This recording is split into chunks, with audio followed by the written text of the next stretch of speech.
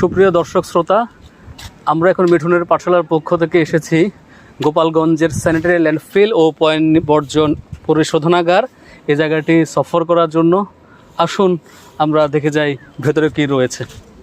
দাঁড়িয়ে আছি গোপালগঞ্জ শহরের যে মিউনিসিপাল বর্জ্য নিষ্কাশন কেন্দ্র এবং বর্জ্যের যে ডাম্প বলে যেটাকে, সেই জায়গায়, এবং সেখানকার কেয়ারটেকার জনাব আমিনুল ইসলাম সাহেবের সঙ্গে আমরা। আমিনুল ইসলাম সাহেব, আপনি কত বছর ধরে এই জায়গায় কাজ করছেন? এখানে আমি এই পয়লার থেকে আমার এই ডাম্পিং হওয়ার থেকে আমি এখানে কাজ করতেছি। আনুমানিক কয় বছর হবে? আমি এই ডাম্পিং হয়েছে 4 বছর। আমি পৌরসভার চাকরি বয়স 15 বছর। আচ্ছা, আপনি 15 বছর ধরে কাজ করছেন এখানে? 4-5 বছর ধরে আছেন। 4 বছর পরে আমার এই বস দিছে যে এইখানে আপনি হয়ে গেছেন, বয়স হয়ে গেছে, যার জন্য আমার এখানে দিছে। এখানে আমরা দেখতে পাচ্ছি যে বিশাল একটি ডাম্পিং সাইট, এবং এখানে চারপাশ জুড়ে হচ্ছে ময়লা আবর্জনা এবং শহরে যত কিছু আছে, ট্র্যাশ, রাবিশ, গার্বেজ যাই বলো না কেন, তার সমস্ত কিছুই হচ্ছে মিউনিসিপ্যালিটির ট্রাকে করে, গার্বেজ ট্রাকে করে এখানে এসে ফেলা হয়। আচ্ছা আমিন সাহেব, এখানে ফেলার আগে আপনাদের আর কোথায় আমরা ফেলা? এটা আমরা আমাদের ওই যে ওইখানে ময়লা পোতায় একটা ঘর হয়েছে, দেখছেন, একটা বিল্ডিং হয়েছে, বড় বিল্ডিং। আচ্ছা, অনাথ আশ্রমের জন্য, আশ্রমের জন্য, আমাকে কলোনির জন্য, ওইখানে এর আগে ময়লা রাখা হতো। আচ্ছা, তখন প্রাথমিকভাবে ওখানে রাখা হতো, এরপর এটা স্থাপন করার পর এখানে চলে আসছে আমরা। আচ্ছা, এখানে যে ময়লা ফেলা হয়, এর কোনো পরিবেশগত কোনো খারাপ দিক আছে কিনা? যেমন আমি এখানে দেখতে পাচ্ছি যে এখানে ধোঁয়া উঠছে, তো এখানে হয়তো কোনো কারণে দুর্ঘটনাবশত হয়তো আগুন ধরে গেছে, তো এগুলোর ধোঁয়ার থেকে তো পরিবেশের ক্ষতি হতে পারে, তো এটা নিয়ে আপনি কিছু বলবেন? এটা আমার মনে হয় যে এই ধোঁয়াটায় কোনো পরিবেশ নষ্ট হবে না। কেন নষ্ট হবে না? এই ধোঁয়াটা যত কিছু আছে আমার এই বাউন্ডারি উঁচু আছে, উপরের দিকে উঠে যায়। আচ্ছা, এটা এখানকার ভেতরে যে কোনো ময়লা পানি হতে পারে কিংবা ময়লা আবর্জনার অন্য কোনো কিছু, এটা কি এই এলাকার বাইরে যায়? না না, এটা বাইরে বেরোবার কোনো সুযোগ নেই। কেন আমার পুকুরের চারিপাশে পাকা করা আছে, এখানে কোনো একটা পানি বাইরে যাওয়ার কোনো সুযোগ নেই এবং ময়লা যাওয়ারও সুযোগ নেই এখান থেকে।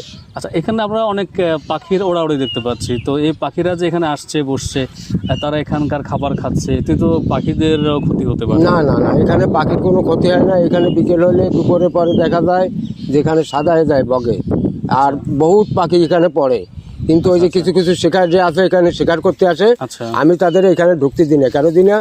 যে আমার এখানে পাখি বাস করবে।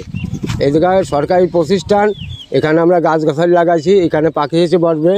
এই ডাঙা যত পাখি আছে, এই পাখি এসে আমার এই জায়গায় এসে বসবে। আচ্ছা, এখানে যারা এসে খাবে। আচ্ছা, ঠিক আছে, ধন্যবাদ। এখানে যারা কাজ করে তারা কি কোনো স্বাস্থ্য প্রোটোকল বজায় রাখে? অর্থাৎ আমরা যে এখানে নিঃশ্বাস নিচ্ছি, নিঃশ্বাসের সঙ্গে তো ধোঁয়া বা অন্যান্য ময়লা আবর্জনার যে গ্যাস বা বাষ্প, এটা আমাদের নাকে প্রবেশ করে আমাদের ক্ষতি করতে পারে। আপনারা তো দীর্ঘদিন এখানে কাজ করছেন, বা এখানে অনেক কর্মচারী আছে, তারা এখানে যখন কাজ করে তখন তারা কি কোনো বিশেষ ব্যবস্থা অবলম্বন করে? যেমন তারা কি কোনো মাস্ক পরে বা হাতে কোনো গ্লাভস? একটা মাস্ক থাকে, হয়তো গ্লাভস আমরা মনে করলে লাগাই, না মনে করলে না লাগাই। কেন ওটা লাগালে আমাদের হাতে এই পর্যন্ত যায় গরম হয়ে। আচ্ছা, ওটা গরম হয়ে গেলে ঘামিয়ে যায়, ঘামিয়ে যাওয়ার পরে আমাকে কাজ করতে খুব অসুবিধা হয়, জ্বালাবোধ করে, মানে ওটা শরীরের ভিতরে অঞ্জালা থাকে, যার জন্য আমরা ওটা তেমনও ব্যবহার করি না। আচ্ছা, বেশ।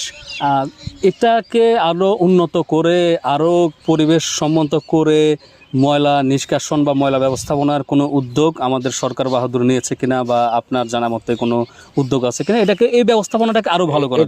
এটা ভালো করার জন্য এখানে একটা সার বানাবার এবং আরও 2-3 পুণ্য বানাবার জন্য এখানে এই প্রতিষ্ঠানটা করা।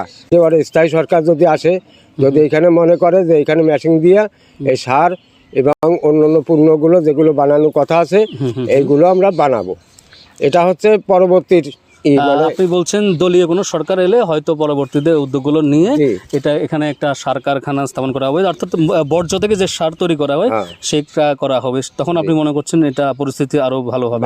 তো আপনি তো এখানে কর্মচারী হিসেবে দীর্ঘদিন বসবাস করছেন পরিবার পরিজন নিয়ে, তো দীর্ঘদিন থাকার কারণে আপনার নিজস্ব কোনো শারীরিক বা মানসিক কোনো সমস্যা হয় না, বা স্বাস্থ্যগত কোনো সমস্যা আপনি মনে করেন হয় কিনা? না, আমার এটা কোনো অসুবিধা আমি এখনো বোধ করিনি। কেননা আমি আজ 15 বছর এই ময়লার কাজ করি। আমি এই ময়লাতে আমি আজ পর্যন্ত কোনো রোগে আক্রান্ত হইনি। মানে আপনি খুব স্বাস্থ্যবিধি মেনে যা- চলে এখানে জি। কাজ করেন। আচ্ছা, আরেকটা কথা, শেষ প্রশ্ন যেটা করব, যে আমরা গোপালগঞ্জ শহর বা যে কোনো শহর, সেখানে দেখি যে মানুষ তাদের যে সমস্ত ঘরোয়া ময়লা আবর্জনা আছে, জঞ্জাল আছে, সেগুলো বাড়ির আশেপাশে তারা ফেলে দেয়, অথবা দেখা যাচ্ছে যে নদী নালার মধ্যে ফেলে দেয়, অথবা পুকুরে ফেলে দেয়, বা জঙ্গলে ফেলে দেয়, বা রাস্তার পাশে ফেলে দেয়। এটা তো ঠিক নয়, কারণ আপনারা তো এটা এগুলো, এটা আপনাদের অনেকগুলো আমাদের গাড়ি আছে আমি লক্ষ্য করেছি, গাড়ি দিয়ে আপনারা নিয়ে আসেন, তারপরে মানুষ এগুলো যে করে, তাদের ব্যাপারে আপনার কি বক্তব্য আছে? ওদের বক্তব্য আছে, আমরা পড়াই মাইকিং করি মাসে মাসে যে আমরা ময়লাগুলো আউটে না ফেলে আমাকে ভ্যান গাড়ি যায়, এই ভ্যান গাড়িতে আপনারা ময়লাগুলো দিয়ে দেবেন, তারা নিয়ে আসবে, নিয়ে এসে তাকে আমাদের গন্তব্যস্থান যেখানে সেইখানে রাখবে, সেইখান থেকে আমাকে লোকজনে আবার নিয়ে আসবে। আচ্ছা, আপনারা মাইকিং করে জনসচেতনা করে চেষ্টা করেন যে মানুষ যাতে করে ময়লাটা যথাস্থানে সতর্ক আপনারা হয়। ডাস্টবিনগুলোতে রাখে বা ময়লার গাড়িগুলোতে রাখে। জি, জি। তো আপনার কি মনে হয় আমাদের মানসিকতায় কোনো একটা ময়লা আছে, আমাদের মানসিকতায় আবর্জনা আছে বলে আমরা এরকম আবর্জনা বিভিন্ন জায়গায় ফেলি? আমাদের মনের পরিবর্তন করা দরকার আছে কিনা? কিছু কিছু লোকের আছে, না থাকাও বলা যাবে, এটা ভুল হবে। আছে কিছু কিছু এরকম ধরনের লোক আছে যারা বোঝে না এগুলো, যে এই ময়লাটায় আমাদের ক্ষতি হতে পারে, কিংবা একটা পরিবেশের বাচ্চার ক্ষতি ক্ষতি হতে পারে, পারে, বাচ্চার ক্ষতি হ্যাঁ, হতে পারে, এগুলো গাছপালার ক্ষতি হতে পারে। এগুলো তারা অনেকে বোঝে না, না বুঝে হয়তো রাস্তায় রাখে। এগুলো রাস্তায় রাখলে আমাদের যদি কোনো কর্মচারীর সামনে পড়ে যায়, ওগুলো আমরা সেখান থেকে নিয়ে আসি। আচ্ছা, আমিনুল ইসলাম সাহেব, আপনাকে অসংখ্য ধন্যবাদ। আপনি আপনার মূল্যবান সময় আমাদেরকে দিয়েছেন, এবং এই চমৎকার স্থানটি যে আমরা ঘুরে ঘুরে দেখব, আমাদের ছাত্ররা যারা নবীন প্রজন্ম আছে তারা এটা দেখলাম, শিখলাম। আমি আশা করি যে আমাদের ভিডিও দেখে এবং আমিনুল ইসলাম সাহেবের বক্তব্য শুনে আমরা আরও বেশি সচেতন হব, এবং আমরা যে ময়লা আবর্জনা যেখানে সেখানে নিক্ষেপ না করে আমাদের যে শহরের যেসব ময়লার গাড়ি আছে বা যেসব ডাস্টবিন আছে, সেগুলোতে আমরা যাতে ময়লা ফেলি এবং আমাদের পরিবেশটা সুন্দর রাখি। আমিনুল ইসলাম সাহেব, আপনাকে অসংখ্য অসংখ্য ধন্যবাদ। আপনি আমাদেরকে অনেক জ্ঞান দিয়েছেন, আমরা আপনার কাছে স্যার। অনেক ঋণী থাকবো। অসংখ্য ধন্যবাদ। আসসালামু আলাইকুম। তোমার আসসালাম। ভালো থেকো বাবা। প্রথমেই ধন্যবাদ জানাচ্ছি আমাদের শ্রদ্ধেয় স্যার লিটন চক্রবর্তী মিঠুন স্যারকে আমাদের এত সুন্দর একটি জায়গায় নিয়ে আসার জন্য। যেহেতু এখানে আমার প্রথম ভ্রমণ বলা যেতে পারে, তো এই জন্য আমি অত্যন্ত খুশি, এবং আমাদের বিভাগের বেশ কিছু স্টুডেন্টরা মিলে আমরা এখানে আসছি আমাদের স্যারের সঙ্গে। এটা একটা নতুন আঙ্গিকে এই জায়গাটাকে আমরা বিশ্লেষণ করতে পারি, যেহেতু গতানুগতিক ভ্রমণের থেকে একটু ভিন্নতা এখানে আমরা লক্ষ্য করেছি। তো যখন এখানে আমরা এই ময়লা স্তূপের চারপাশটা আমরা খুব সূক্ষ্মভাবে লক্ষ্য করলাম, তখন আমাদের আসলে আমার পার্সোনালি যেটা মনে হয়েছে, নিজেদের প্রতি একটু দায়বদ্ধতা চলে আসে, যে এটা মূলত আমাদের ফলশ্রুতি। এই যে বিষয়গুলো আমরা লক্ষ্য করলাম অনেকটাই নির্জন, তো এই নির্জন বিষয়টাকে আমি উপলব্ধি করেছি। এবং তবে আরেকটা বিষয় আমাকে খুবই আহত করেছে, সেটা হচ্ছে এখানকার পাখিগুলোর যে খুব মানে তাদের অবস্থাটা, তারা যে এখানকার ময়লাগুলো খাচ্ছে, এতে করে তাদের যে স্বাস্থ্যহানি, এই বিষয়টা আমাকে ব্যথিত করেছে। ঘুরতে যাই সমুদ্রে, পাহাড়ে এবং প্রকৃতির মাঝে, কিন্তু আজকে আমাদের ভ্রমণটা আসলে সম্পূর্ণ ভিন্ন একটি ভ্রমণ। সেটা হচ্ছে ময়লা দেখতে আসা। বিষয়টা শুনতে ফানি মনে হলেও এখানে শিক্ষণীয় অনেক বিষয় আছে। ধন্যবাদ আমাদের শ্রদ্ধেয় শিক্ষক জনাব লিটন চক্রবর্তী মিঠুন স্যারকে আমাদেরকে এরকম ওয়েস্ট স্টাডিজ একটা বিষয় একদম কাছ থেকে এবং সরাসরি উপভোগ করার জন্য সুযোগ দেওয়ার জন্য। এবং এটা আমাদের যখন আমাদের স্যার ক্লাস নিতেন, যে ওয়েস্ট স্টাডিজ যেমনটা বুঝতাম তো বইতে বা থিওরিতে, তার থেকে বেশি সরাসরি পর্যবেক্ষণ করে আমরা আরো বেশি বুঝতে পারলাম। তো এখানে বিভিন্ন ময়লা দেখলাম, এগুলো আমাদেরই সৃষ্টি। আসলে আমাদেরকে সচেতন হতে হবে নগরবাসীকে। তো গোপালগঞ্জ পৌরসভাকেও ধন্যবাদ যে ময়লাকে তারা চেষ্টা করছে কিভাবে কার্যকরীভাবে এটা শোধন করা যায়।